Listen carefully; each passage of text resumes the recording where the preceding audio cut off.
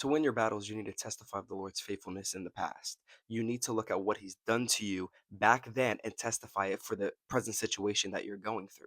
See, we may face various trials and tribulations, and we should not have any grief or any ill emotion toward that because James chapter 1 tells us to count it all joy. Why? Because we have been fully equipped with the ability to testify of God's faithfulness, and that's how we will fight against, not fight, but declare the victory during our present trials. See, in Revelation, I believe it's 12, it says we overcome the enemy by the blood of the Lamb and the word of our testimony. So, the blood, the covenant that we have, says that this is ours, this is our victory, right? And then the word of our testimony testifies of what God has done. Maybe in your personal life, if we're going through a certain trouble in our life, we need to testify of what God has done. Why? Because then you can stand on that with your faith, and that's full trust in God that what He did back then, He will do now again to help you overcome, not help, but overcome the situation because God sees us through.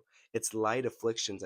I think it's 2 Corinthians 14. It says, this light affliction is but for a moment, but it's working for us a far more exceeding weight of eternal glory. So we can go through troubles and tribulations, whatever, but it's light and it's momentary. It's momentary affliction, another version says. So when we look at the past and what God has brought us through and we testify of that and bring it back, or let's say you don't have anything for maybe a certain situation or whatever, what has God done for somebody else? Claim it as your own and stand on it because that's how you win these battles. That's how you win, not win, but speak against the lies of the enemy saying that you're going down, that this is going to be the outcome, all the lies and the accusations that the enemy throws at us, right? When we testify of God and what He did, Satan can't do anything about that because that's the truth and it is no lie.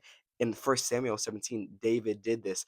Verse 37, he said, the Lord who delivered me from the paw of the lion, from the paw of the bear, He will deliver me from the hand of the Philistine. He was talking to Saul in this chapter, and Saul was telling him, David, how are you going to go fight this Philistine? And what David did was he testified of how the Lord brought him out of the paw of the lion and the paw of the bear. He was saying, if He brought me out of those situations, it will be no different than the Philistine that I'm about to fight, which was Goliath. And what happened at the end? David overcame. He overcame. Why? Because he testified of what God had did for him in the past. And if we will do this in our present walk, now we will see time and time again that we will always overcome. And this is the stance of a victor, and we stand in the victory seat also. So this is how we put to work and put to use our authority and our position in Christ Jesus. David was skillful. This is skill right here. And until we do this, we will try to fight the battles that come in our own flesh and not realize that they've already been won. So we must know what to do and what to say and testify